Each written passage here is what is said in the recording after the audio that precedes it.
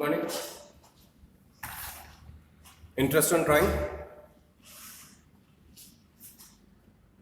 Last video में मैंने आप लोगों को सिंपल इंटरेस्ट ऑन ड्राइंग की कैलकुलेशन किए थे, सिंपल मेथड में एंड प्रोडक्ट मेथड में। Today we will discuss average period method. Average period method, average word से पता चल रहा है कि हमें कहीं ना कहीं टोटल करके डिवाइड करने पड़ेंगे किसी एक चीज को। तो this is depending on the month. Average period method में interest on drawing average period method, first thing uniform amount. Uniform amount means same amount. 2000 rupees हम विड्रॉ कर रहे हैं एवरी मंथ, तो यूनिफॉर्म अमाउंट हो गया, मतलब फिक्स्ड अमाउंट हो गया। And uniform period. Uniform period कैसे बोल रहे हैं? एवरी मंथ बोला मैंने। मंथ के बिगिनिंग हो सकता है, मंथ के एंड हो सकता है, मंथ का मिडिल भी हो सकता है। ये हम 3 को डिवाइड करेंगे। हमारे टॉपिक में 3 दे रखा है। When we will move to the practical life, किसी भी दिन ड्राइंग हो सकता है। That is not our chapter or not our syllabus. So we will learn only the 3 stage. Beginning of the month, मतलब एवरी मंथ की 1 तारीख, जैसे मंथ आया 1 तारीख को मैंने विड्रॉ किया। Middle of the month means 15th को मैं विड्रॉ करूंगा every month. End of the month means 30 तारीख को जाकर मैं विड्रॉ करूंगा एवरी मंथ। अब पहले मैं थोड़ा सा डिस्कस कर लेता हूँ। फर्स्ट, एवरेज पीरियड कैसे निकालेंगे? What is the method of calculation? तो मैंने 2 चीज यहाँ पे पहले दिया, that is amount drawing uniform, मतलब फिक्स्ड अमाउंट। एंड सेकेंड में लिखा मैंने time of drawing. Time of drawing is also uniform, मतलब फिक्स टाइम। तो फिक्स टाइम में बिगिनिंग आ सकता है एवरी मंथ में,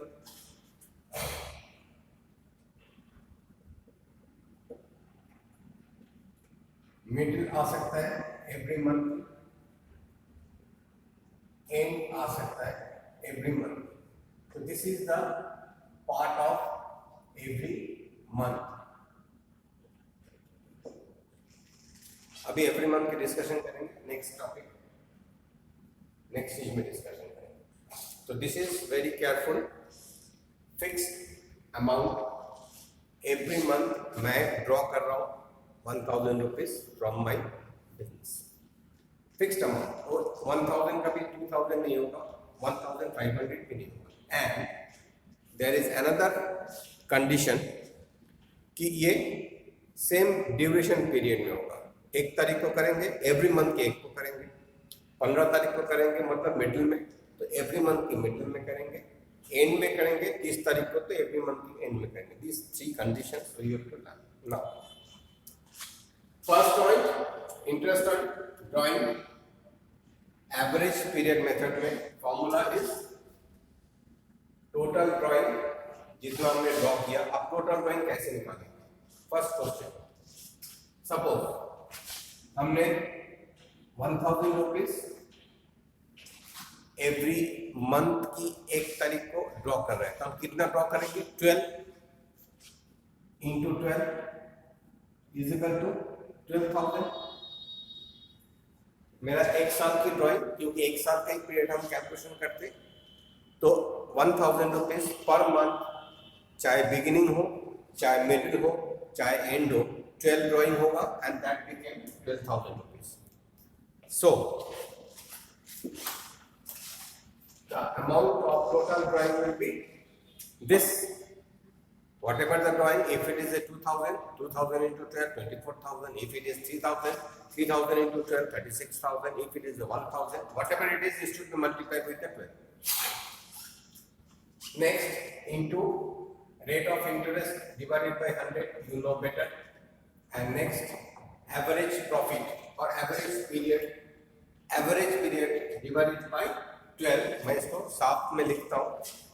Average period, average AVERAGE, average period divided by 12, because 12 month की calculation हम लोग कर रहे हैं. So this is the formula. Total drawing rate of interest by 100 into average period by 12. Clear?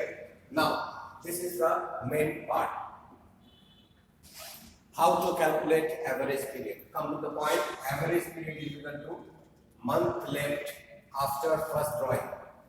Month left after first drawing. एक first drawing के बाद कितना month left हो रहा है? Suppose.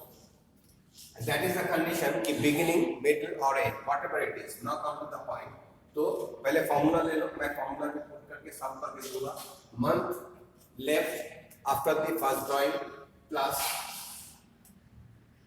month left after the last drawing divided by 2 is equal to average period. This is the formula. It is with the book. मैं erase कर रहा हूँ. सीधा formula में आता हूँ जो हमें सीखने पड़ेंगे. Clear? तो एग्जाम्पल लेते हैं. मैं यहाँ पे 3 A part B part में डिवाइड किया. Fixed amount in the beginning of every month.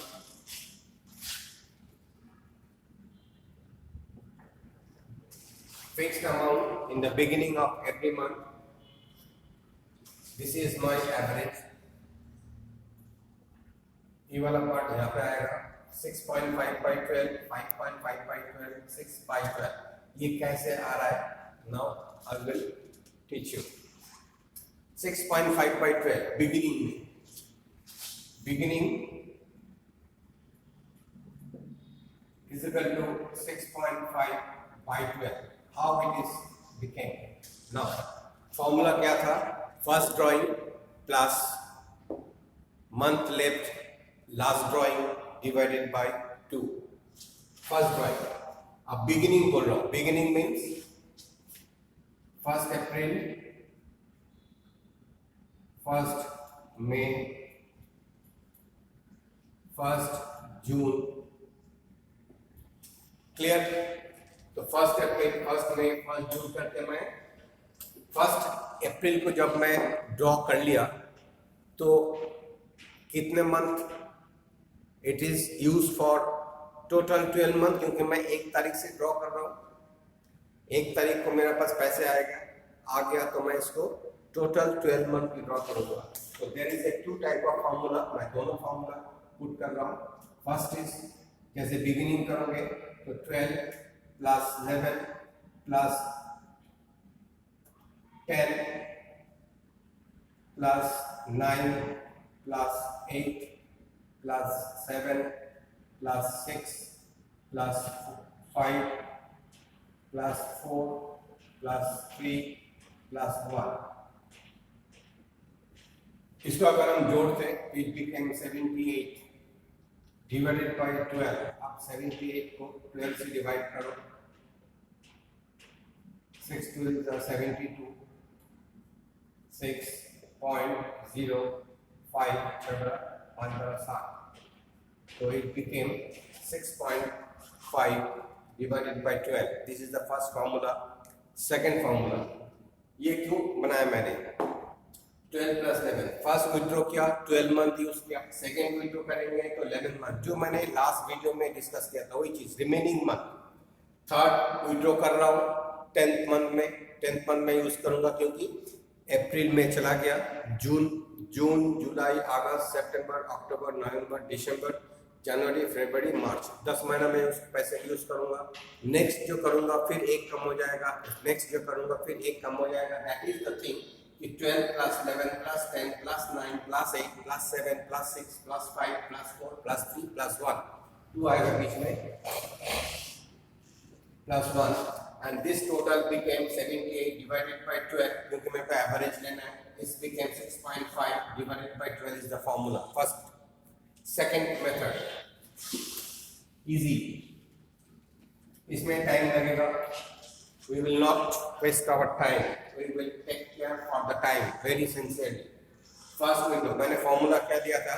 देखो, the month left after the first drawing and plus month left after the last drawing. तो beginning of the month. तो first drawing किया हमने अप्रैल में, उस पैसे को हम पूरा यूज करेंगे तो 12, एंड लास्ट ड्राइंग किया आपका मार्च की 1 तारीख को, तो उसको हम 1 महीने के लिए यूज करेंगे. Divided by 2, that means 13 by 2 is equal to 6.5 and it should be divided by 12. तो ये एक फॉर्मूला है जो आप लोगों के लिए टाइम को सेव करेगा. फर्स्ट विड्रॉ किया, ऑलवेज ध्यान रखो, फर्स्ट विड्रॉ करेंगे तो मैं उस पैसे को 12 मंथ के लिए यूज करूंगा. लास्ट विड्रॉ जो किया मार्च में 1 तारीख को, उसको हम 1 मंथ के लिए यूज करेंगे. तो 12 plus 1, first withdraw and the last withdraw divided by 12, 2 is equal to 13 by 2 is equal to 6.5. This is the first formula. Now अगर मैं सेकंड में जाता हूँ, सेकंड में मैंने यहाँ पे लिखा end of the each month. तो बिगिनिंग हो गया, एंड इज इक्वल टू मैंने लिखा यहाँ पे 5.5 by 12. कैसे आ रहा है 5.5? एंड मतलब अप्रैल का एंड में हम ड्रॉ करेंगे. अप्रैल से चालू होगा ईयर, तो अप्रैल के एंड 30 तारीख को मैं अगर ड्राइंग करता हूँ तो अप्रैल तो मेरा चला गया, तो बचा कितना 11 मंथ. तो 11 प्लस मार्च की एंड में जाके 31 तारीख को और 30 तारीख को अगर मैं ड्रॉ करता हूँ तो मेरे पास लेफ्ट कितना मंथ है 0. तो 11 plus 0 divided by 2, that means 11 by 2 is equal to 5.5. इसके नीचे 12 करके हम इस फॉर्मूला में क्रिएट करेंगे 5.5 by 12. Here now middle of the month,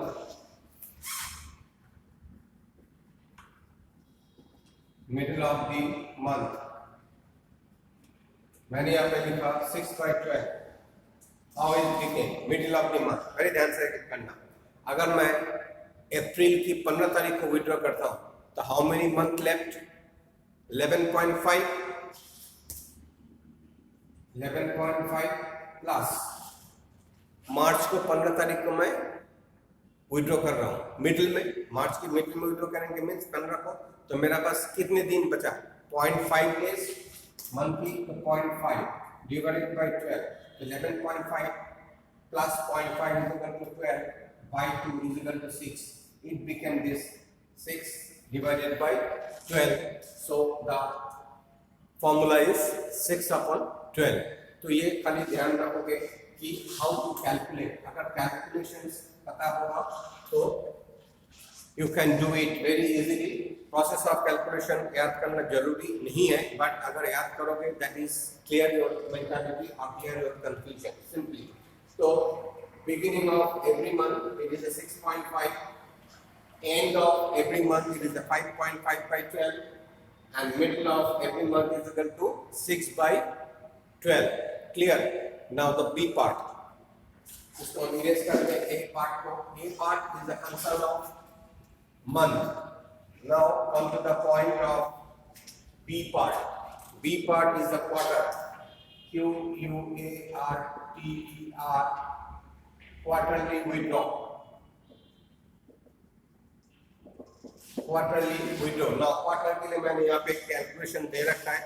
You better know कि what is the quarter. Quarter means a quarter in a year is equal to 3 months, or first, second, third, fourth. This is first quarter, this is second quarter, third quarter and fourth quarter.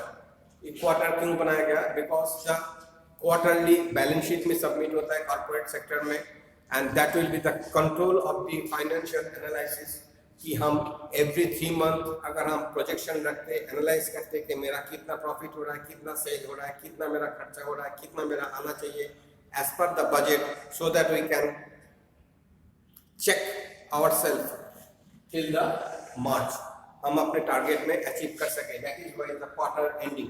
तो quarter ending, first quarter is including April, May, June, first quarter, second quarter July, August, September, third quarter October, November, December. We are now going to end our second quarter. अभी अक्टूबर से third quarter चालू होगा and fourth quarter is January, February, March. Clear? तो these are the 4 quarters in a year. Very clear. Now यहाँ पे भी sorry fixed amount withdraw होगा in the beginning of each quarter during the year. Formula is this. Formula कैसे आएंगे मैं वो भी सॉल्व करके दूंगा। तो यहाँ पे भी एक होगा बिगिनिंग, एक होगा एंड एंड एक होगा मिडिल। तो मैं यहाँ पे इसी स्ट्रक्चर बना के रखा। This is the part of beginning, this is the part of 15th May, 15th August, 15th November and 15th February, middle, and this is the last part, end.